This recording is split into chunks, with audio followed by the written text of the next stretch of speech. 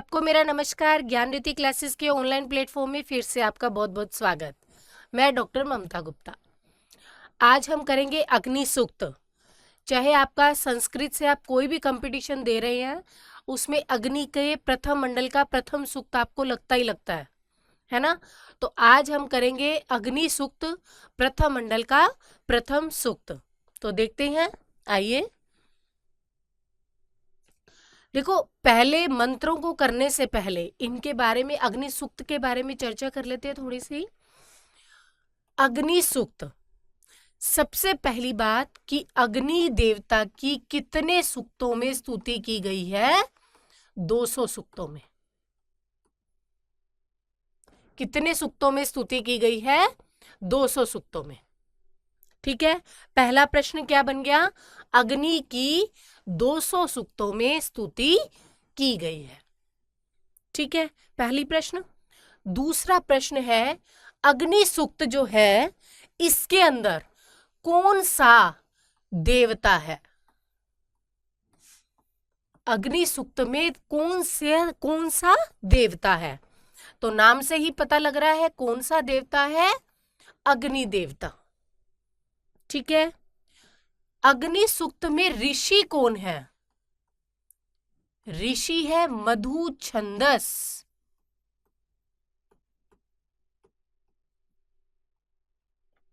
विश्वामित्र। मधु छंदस विश्वामित्र। अब ये आप पूछेंगे प्रश्न कि मैम ऋषि जो है आपने दो के नाम क्यों लिखे? एक तो मधु छंदस लिख दिया और एक विश्वामित्र लिख दिया।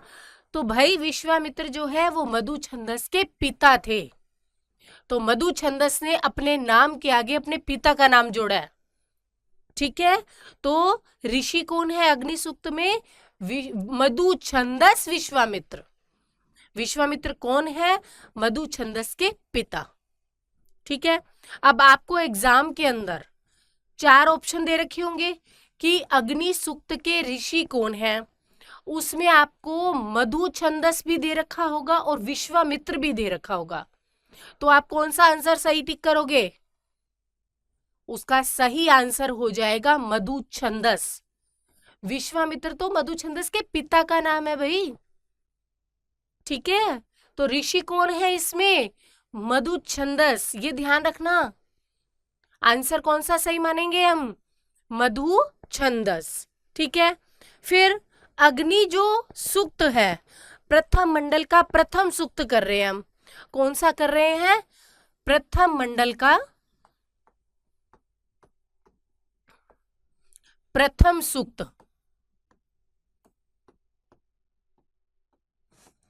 ऋग्वेद के, अब ये ऋग्वेद के प्रथम मंडल का प्रथम सूक्त है। अग्नि सूक्त जो ये हम कर रहे हैं ऋग्वेद के प्रथम मंडल का प्रथम सूक्त। अब ऋग्वेद जो है ना, इस ऋग्वेद के अंदर कितने मंडल होते हैं? टोटल 10 मंडल होते हैं। और सूक्त कितने होते हैं? 1028 सूक्त होते हैं। ऋग्वेद में मंडल होते हैं 10 और सूक्त होते हैं 1028 सूक्त। ठीक है, और जो अग्नि हमारे अग्नि सूक्त लगा हुआ है वो लगा हुआ है 10 मंडलों में से प्रथम मंडल और 1028 सूक्तों में से प्रथम सूक्त। ठीक है, आपके सिलेबस में है 10 मंडलों में से प्रथम तो मंडल लगा हुआ है और 1028 सूक्तों में से प्रथम सूक्त लगा हुआ है। ध्यान रखना, ऋग्वेद में मंडलों की संख्या कितनी बताई गई है? 10। ऋग्वेद में सूक्तों की संख्या कितनी बताई गई है? 1028। ठीक है, फिर जो ये प्रथम मंडल का प्रथम सूक्त जो अग्नि सूक्त है उसमें मंत्र कितने हैं? मंत्रों की संख्या है 9। कितने मंत्र हैं? 9 मंत्र। ठीक है, कितने मंत्र हैं? 9 मंत्र। इस सूक्त में छंद कौन सा प्रयुक्त हुआ है? छंद हुआ है गायत्री। कौन से छंद का प्रयोग हुआ है? गायत्री छंद का, जिसमें कितने वर्ण होते हैं? 28 वर्ण, सॉरी 24 वर्ण। कितने वर्ण होते हैं? 24 वर्ण।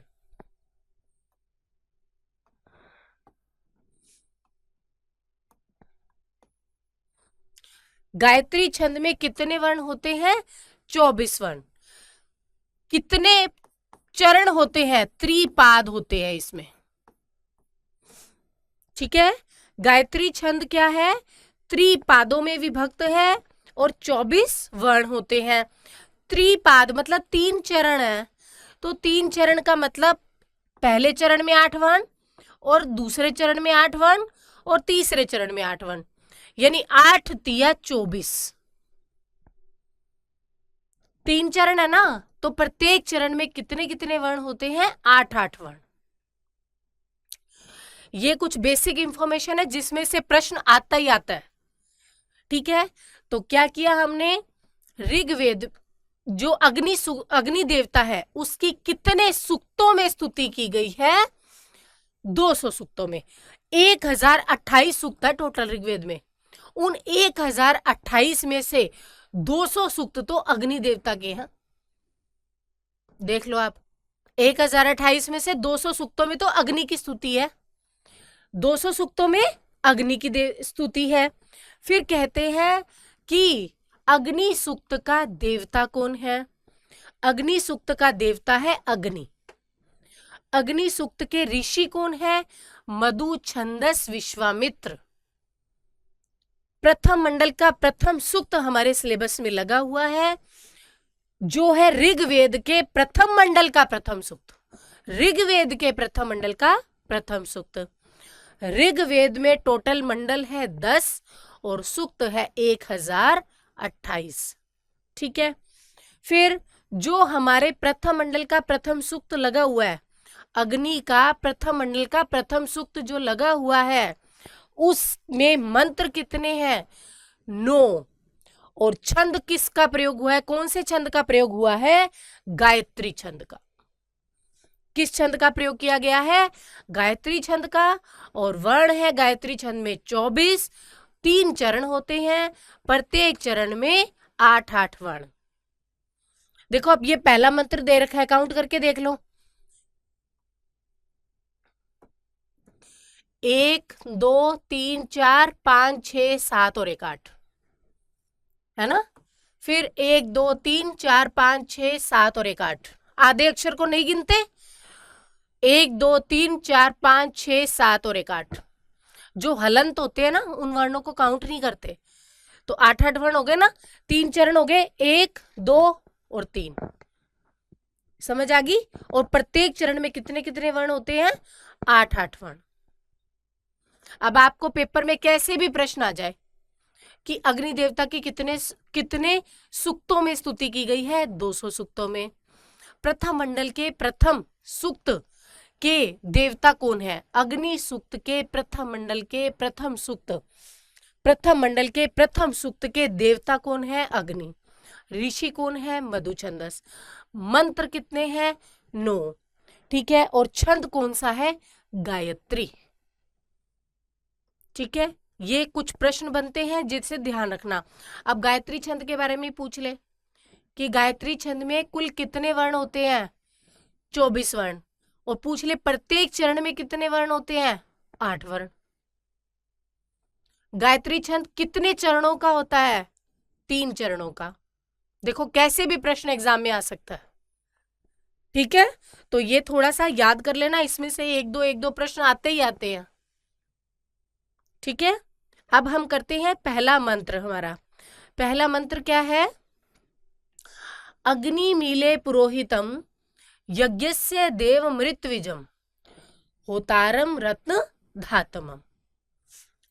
अग्नि मीले, अग्निम ईले, तोड़े इसको तो निकलता है अग्निम ईले। ईले का मतलब होता है स्तुति करना।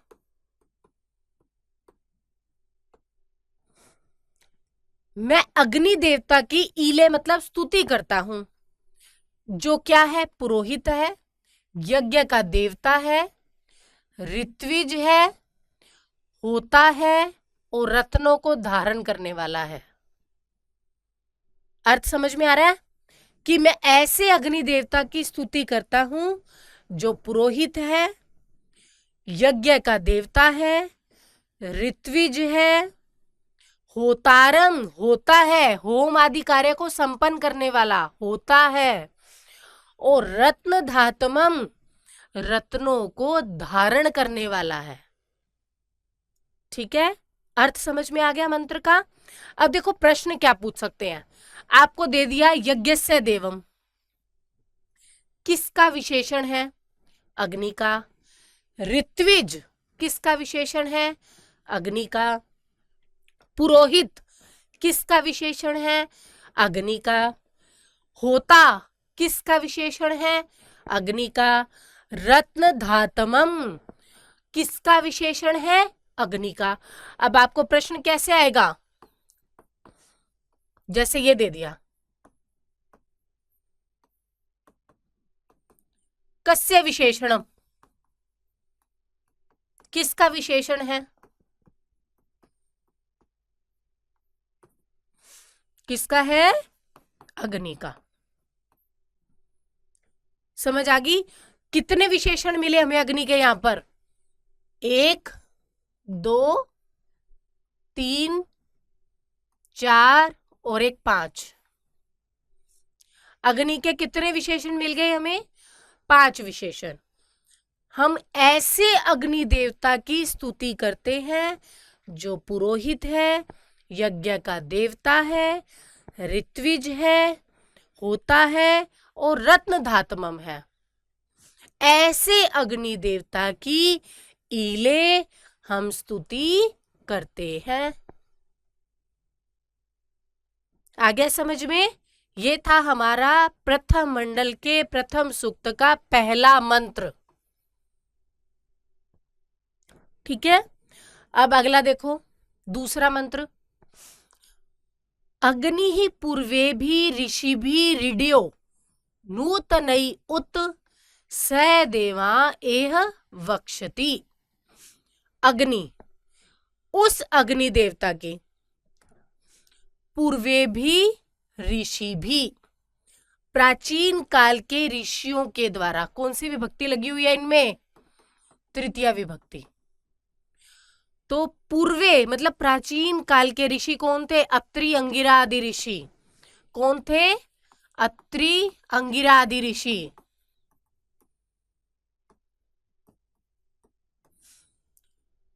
पूर्वकालीन यानी प्राचीन, प्राचीन काल के अत्रि और अंगिरा आदि ऋषियों के द्वारा। तृतीया विभक्ति है तो तृतीया कर्ता ने कर्म को कर्ण से के द्वारा, तो के द्वारा अर्थ बन गया उस अग्नि देवता की पूर्वे भी ऋषि भी, पूर्वकालिक यानी प्राचीन काल के ऋषियों के द्वारा इड्यो स्तुति की जाती थी। इड्य का मतलब क्या होता है? स्तुति। तो पूर्वकालीन ऋषियों के द्वारा स्तुति की जाती थी। नूतनई उत, उत मतलब और नूतनई और नवीन ऋषि कौन है? विश्वामित्र आदि। और नवीन ऋषियों के द्वारा भी स्तुति की जा रही है। समझ आए पहली लाइन का अर्थ? कि अग्नि देवता की प्राचीन कालीन ऋषियों के द्वारा स्तुति की जाती थी और नूतनई और अभी नवीन विश्वामित्र आदि ऋषियों के द्वारा भी स्तुति की जाती है। आ गया पहली लाइन का अर्थ समझ में? फिर कहते हैं स, वह अग्नि देवता। स किसके लिए प्रयुक्त हुआ है? अग्नि देवता के लिए।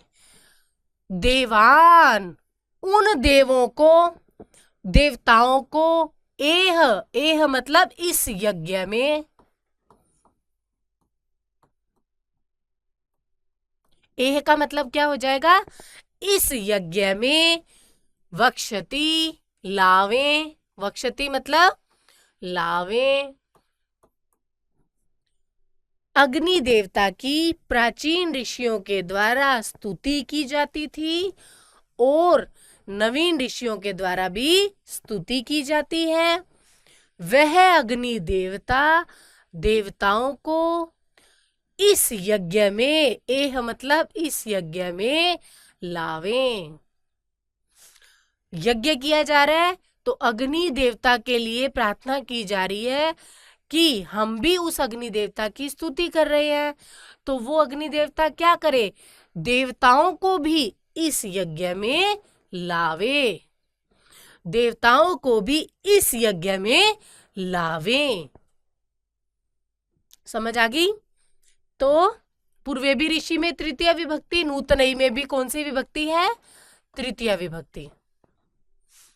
ठीक है, तो वह भी देवताओं को इस यज्ञ में लावें। आ गया समझ में मंत्र? अगला देखो, अग्निना रयिमश्नवत् पोषमेव दिवे दिवे यशसम वीरवत्तमम्।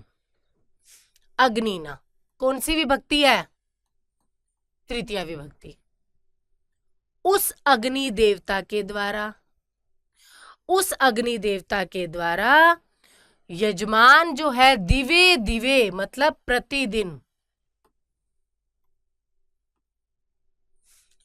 अग्नि देवता के द्वारा प्रतिदिन पोषमेव यानी बढ़ने वाले या वृद्धि को प्राप्त होने वाले,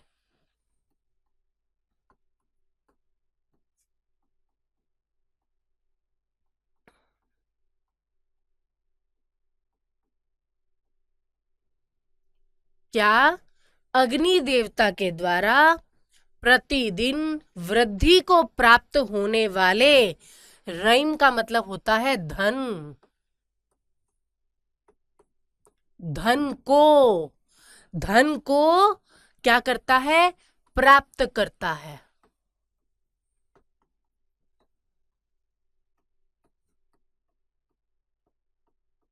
अश्नवत का मतलब क्या होता है, प्राप्त करता है। कौन, यजमान। अब यजमान को हम अपने आप जोड़ेंगे कि यजमान अग्नि के द्वारा प्रतिदिन वृद्धि को प्राप्त होने वाले धन को प्राप्त करता है। यजमान प्रतिदिन वृद्धि को प्राप्त होने वाले धन को प्राप्त करता है। किससे, अग्नि देवता से, क्योंकि यजमान क्या कर रहे हैं, दिन प्रतिदिन एक करके यज्ञ कर रहे हैं, तो वो यजमान जो है ना, वो अग्निना, अग्नि के द्वारा दिवे दिवे प्रतिदिन पोषमेव वृद्धि को प्राप्त होने वाले रई को मतलब धन को अश्नवत प्राप्त करते हैं। समझ आ गया अर्थ? रईम का मतलब ये एग्जाम में कई बार पूछा हुआ है, रईम का अर्थ क्या है, रईम का अर्थ है धन। ठीक है, ये ध्यान रखना, रई का मतलब होता है धन। एग्जाम में आपको ऐश्वर्य भी मिल सकता है, ठीक है, ये ध्यान रखना। तो अश्नवत का मतलब क्या होता है, अश्नवत, अश्नवत, अश्नवत का मतलब हो जाएगा प्राप्नोति, मतलब प्राप्त करता है।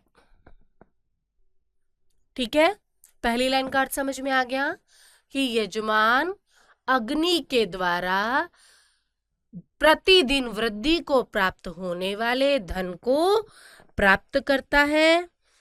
और वो जो अग्नि देवता है ना, वो क्या है, यशसम मतलब यश देने वाला है।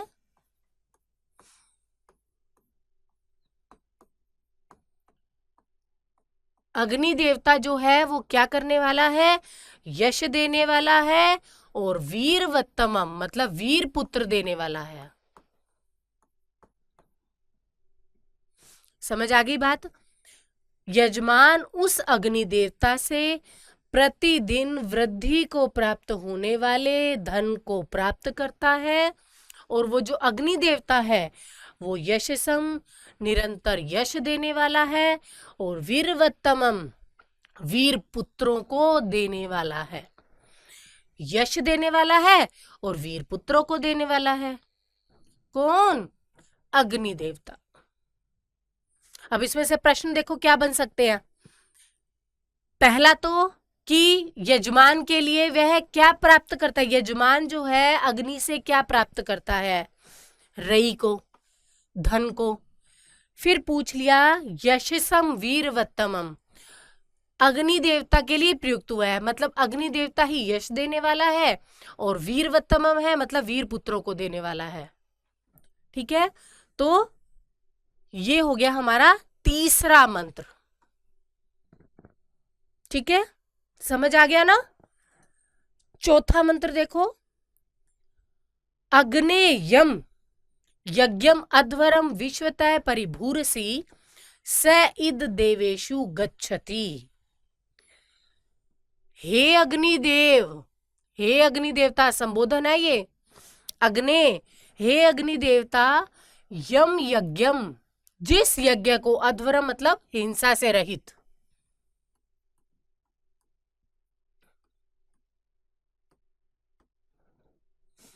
हे अग्निदेवता, जिस हिंसा से रहित यज्ञ को, अर्थ समझ में आया? हे अग्नि देवता, जिस हिंसा से, यम का मतलब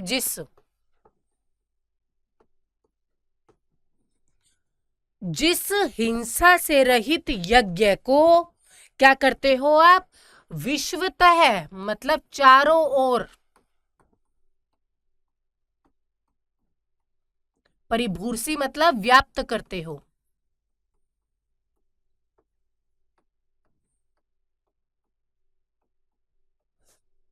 अर्थ बन गया कि हे अग्नि देवता, जिस हिंसा रहित यज्ञ को आप चारों ओर व्याप्त करते हो। हिंसा रहित, पहले क्या होता था? पशु पक्षियों की बलि दी जाती थी, पशुओं की, है ना? तो ये जो अग्नि देवता की है ना, इसमें कोई पशु की बलि नहीं दी जा रही, तो कह रहे हैं हिंसा से रहित। जिस हिंसा से रहित यज्ञ को आप क्या करते हो? चारों ओर व्याप्त करते हो, है ना? स, वह यज्ञ, स किसके लिए आया है? वह यज्ञ। स, वह यज्ञ क्या करता है? देवताओं के लिए जाता है। देवेशु, देवताओं के लिए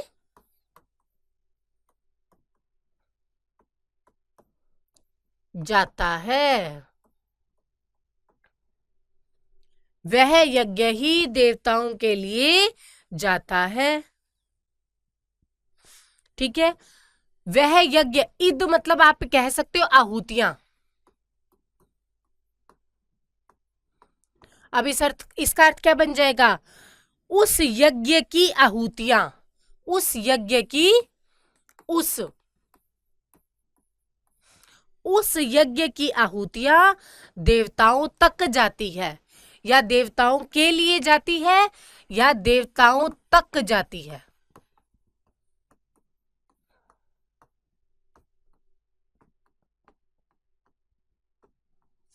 ठीक है, देवताओं तक जाती है।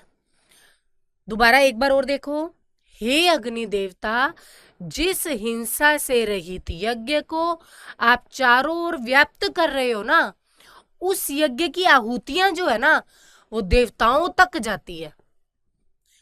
उस यज्ञ की इद मतलब आहुतियां देवेशु गच्छति, देवताओं तक गच्छति, जाती है।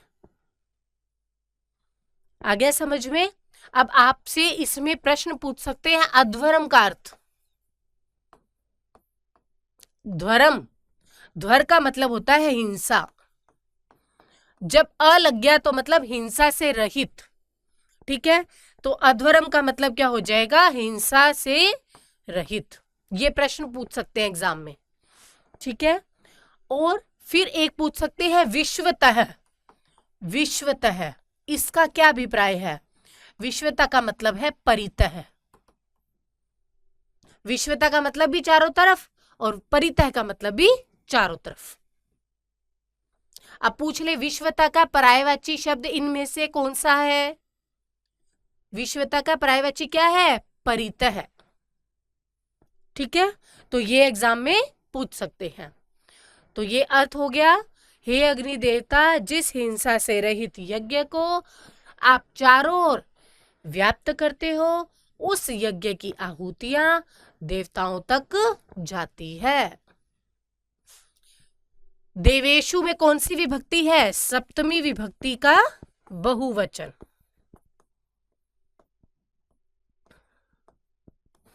देवताओं तक सप्तमी का बहुवचन। ठीक है, तो ये हमारे 4 मंत्र हो गए हैं। ये था हमारा चौथा मंत्र। अग्नि सूक्त के प्रथम मंडल में, प्रथम मंडल का प्रथम सूक्त में कितने मंत्र है? 9 मंत्र, जिसमें से हम 4 मंत्र कर चुके हैं। बाकी के 5 मंत्र अगली क्लास में करते हैं। तब तक के लिए थैंक यू।